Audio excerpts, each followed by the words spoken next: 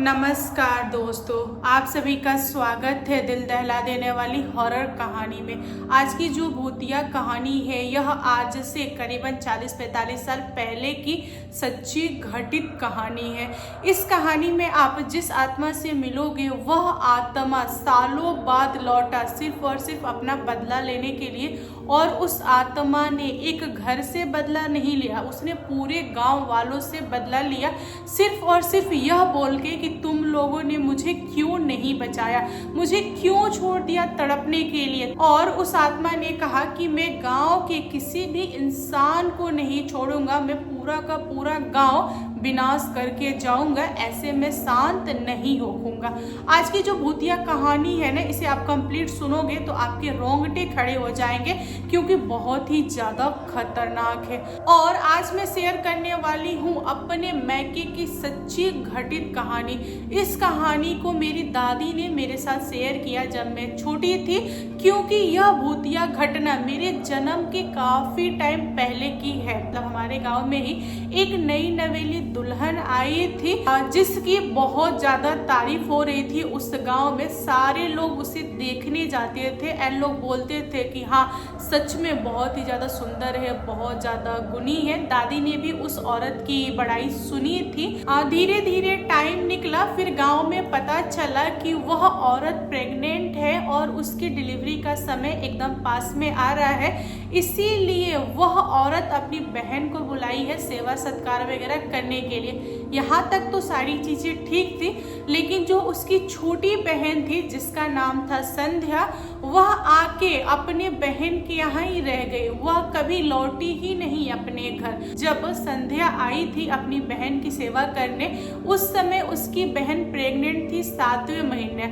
उस समय से लेकर बच्चा 1-1.5 साल का हो गया था, तब तक संध्या अपनी बहन के साथ ही रही।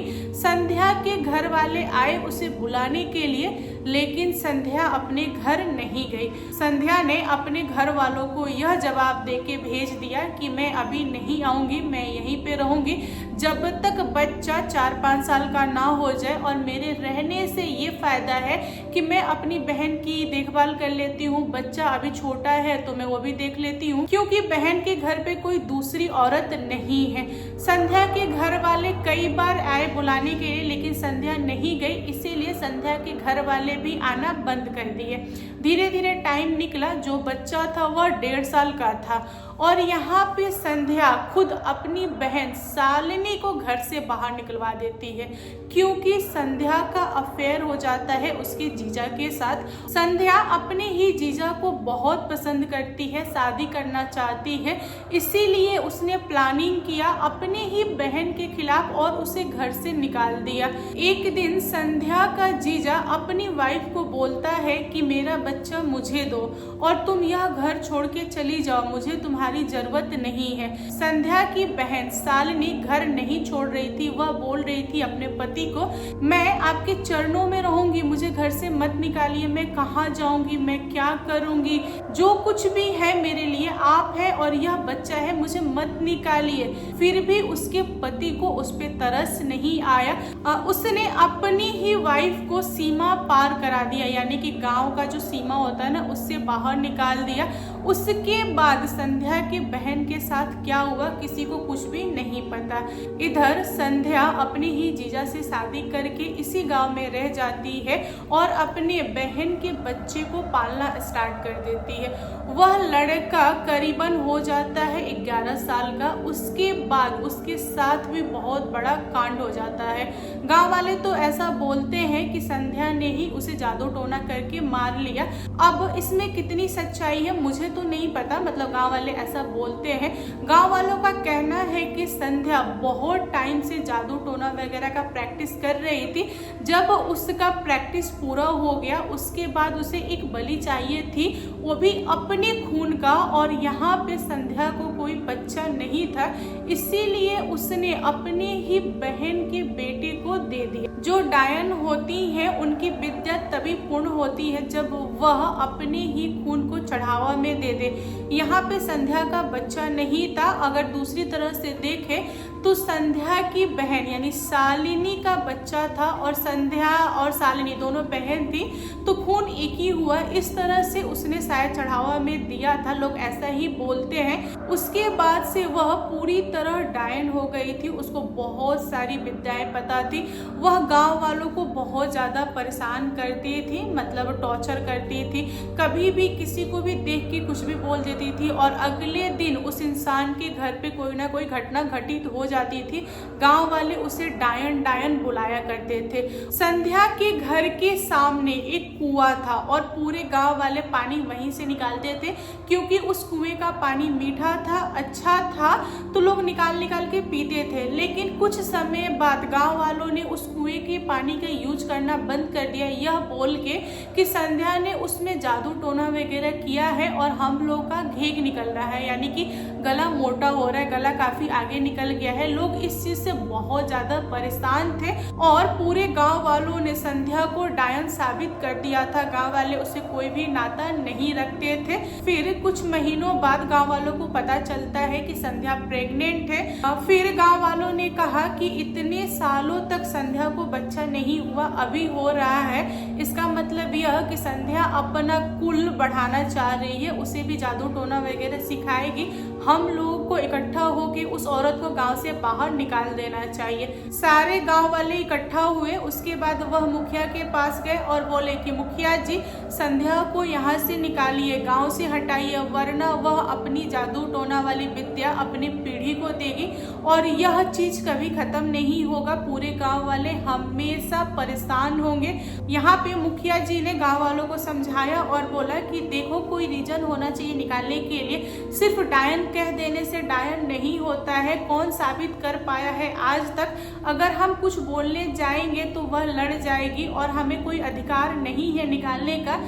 कुछ साबित करो, देन हम इस पे कार्रवाई करेंगे। लेकिन गांव वालों के पास ऐसा कुछ भी नहीं था जो वह मुखिया को दिखा सके।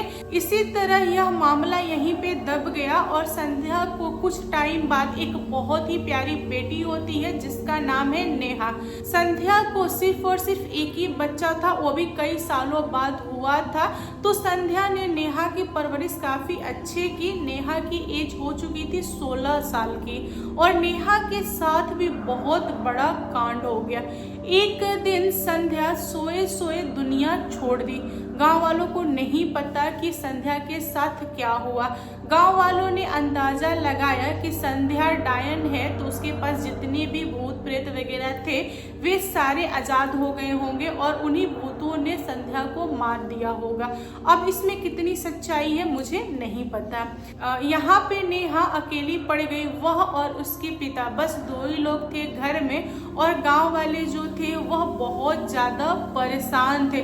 उन लोगों को ऐसा लग रहा था कि संध्या दुनिया छोड़ी है तो अपनी सारी विद्या अपनी बेटी को सिखा के गई होगी। पक्का उसकी बेटी डायन है और वह हम लोगों को परेशान करेगी।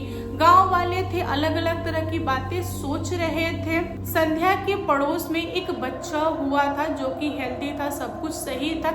उस बच्चे के जन्म के ठीक 11 दिन बाद वह दुनिया छोड़ देता है।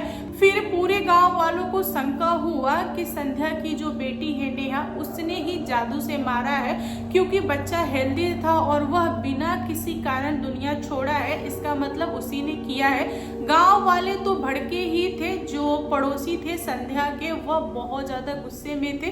उन्होंने नेहा से और उनके फादर से बहुत ज्यादा लड़ाई झगड़ा वगैरह किया। मामला जो था वह मारा पीटी तक पहुंच गया था। नेहा बहुत ज्यादा घायल हो चुकी थी पड़ोसियों के द्वारा। उसके जो फादर थे वह दुनिया छोड़ दिए थे, मतलब पड़ोसी लोगों ने इतना पीटा था। फिर नेहा ने अकेले अपने फादर की अंतिम संस्कार किया, क्योंकि नेहा के खिलाफ पूरा गांव पड़ा था। अब अपने घर में नेहा अकेली थी। वह हमेशा घर के ही अंदर रहती थी, बहुत कम बाहर निकलती थी। अगर कोई काम पड़ा तो निकला, नहीं तो घर में ही है। यहाँ पे पूरे गांव वालों ने अंदाजा लगाया कि जो नेहा है वह घर के अंदर रहती है, जादू टोना वगैरह प्रैक्टिस करती है, वह पूरे गांव वालों को तबाह कर देगी। गांव वाले बहुत ज़्यादा चिंतित थे। धीरे धीरे समय निकला और गांव में ना कुछ कुछ लोग बीमार पड़ते गए और गांव वालों ने इसका कारण नेहा को ठहराया। पूरा गांव एक तरफ, नेहा एक तरफ। दोस्तों, कुछ महीनों बाद नेहा के जो पड़ोसी थे उनके यहाँ फिर से बच्चा होता है और इस बार वह बच्चा करीबन 3 महीना तक जीवित रहा। उसके बाद वह दुनिया छोड़ देता है। इसी कारण पड़ोसी बहुत ज़्यादा नाराज थे और पड़ोसियों ने कुछ लोगों को इकट्ठा करके उन लोगों ने नेहा को बहुत मारा पीटा, उसको ही दोषी ठहराया। और जो नेहा थी वह बहुत ज़्यादा परेशान हो चुकी थी अपने पड़ोसी से, अपने गांव वालों से। वह कहाँ जाए उसको पता नहीं। उसकी जो एज थी ना बहुत ही कम थी, इसीलिए उसका जो दिमाग था उतना चल नहीं रहा था कि क्या किया जाए। वह लड़की पूरे गांव वालों से परेशान थी, पड़ोसी से परेशान थी और कहीं ना कहीं खुद से थक के उसने खुद को टांग लिया। होना क्या था, कुछ दिनों बाद जब गांव वालों को पता चला, उसकी जो बॉडी थी घर में पड़ी थी, जब स्मेल होने लगी, देन गांव वालों को पता चला। फिर गांव वालों ने मुंह पे कपड़ा बांधा, उसके बाद उसको उतारा, उसको ले जाके बहुत ज़्यादा दूर उसके बॉडी को फेंक दिया। उसका अंतिम संस्कार वगैरह कुछ नहीं किया। फिर गांव वालों ने खुशी मनाया कि चलो फाइनली डायन का जो घर परिवार है वह खत्म हुआ, अब कोई नहीं है हमें परेशान करने के लिए। हमारा जो गांव है वह शांति से रहेगा, अब कोई दिक्कत नहीं होगा। लेकिन जैसा गांव वालों ने सोचा वैसा हुआ नहीं। इस बार सचमुच में आत्मा आ गया, गांव के लोगों को परेशान करना स्टार्ट कर दिया।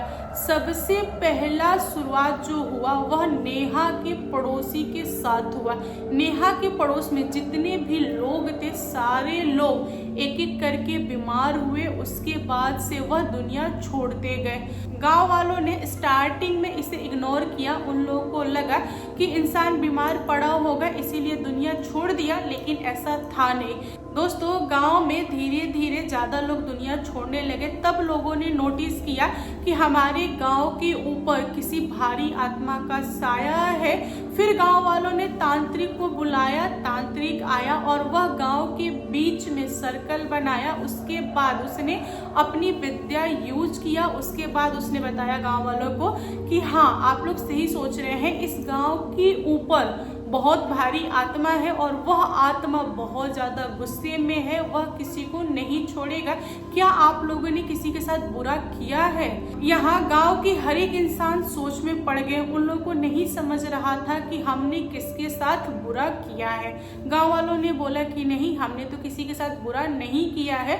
यहाँ पे तांत्रिक ने आत्मा को बुलाया और उससे सवाल जवाब किया। उससे पूछा कि तुम कौन हो और यह सब क्यों कर रहे हो? तब आत्मा का जवाब आया कि मैं नेहा हूँ और मैं गांव वालों को नहीं छोड़ूंगी, क्योंकि गांव वालों ने मुझे परेशान किया और मुझे मजबूर किया दुनिया छोड़ने पे। मेरी कोई गलती नहीं थी, फिर भी इन लोगों ने ऐसा किया।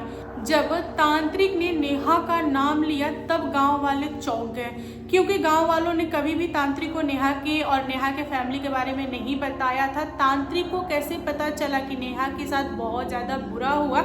यहाँ पे गांव वाले एकदम से चुप हो गए और उन लोगों ने तांत्रिक से रिक्वेस्ट किया कि प्लीज इस आत्मा को पकड़िए, उससे पूछिए कि वह क्या चाहता है। अगर कुछ चाहिए तो हम दे देंगे, उसे शांत कीजिए। अगर वह शांत नहीं होगा तो हमें नहीं छोड़ेगा।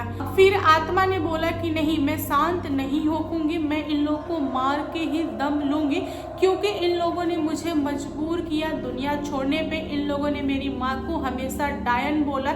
यहाँ तक तो ठीक था, 1-2 बार इन लोगों ने पीटा, हमने वो भी बर्दाश्त कर लिया।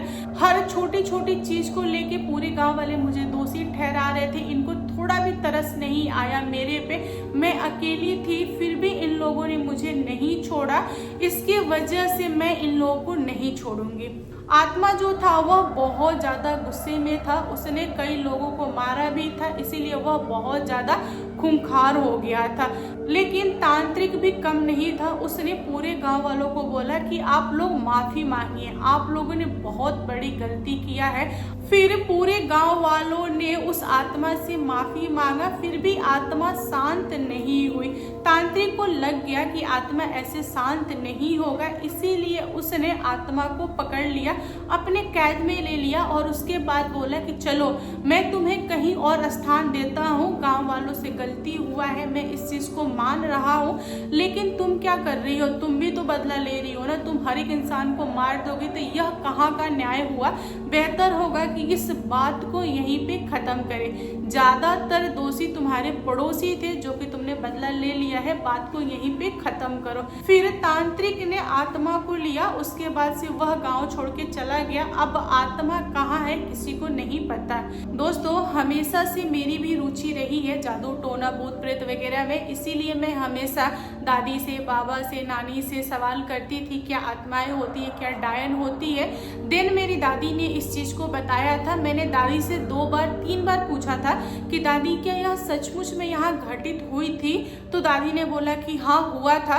दोस्तों, आप लोग बताओ इसमें आपको क्या लगता है, यहाँ पर किसकी गलती थी, मतलब किसकी गलती से ये सारी चीजें हुई है, यह चीज आप कमेंट करके बताइएगा। आज की कहानी कैसी लगी ये भी बताइएगा। कहानी पसंद आए तो प्लीज लाइक एंड शेयर कीजिएगा, और मेरे चैनल पे न्यू आए हो तो चैनल को सब्सक्राइब करना। Thank you, bye bye.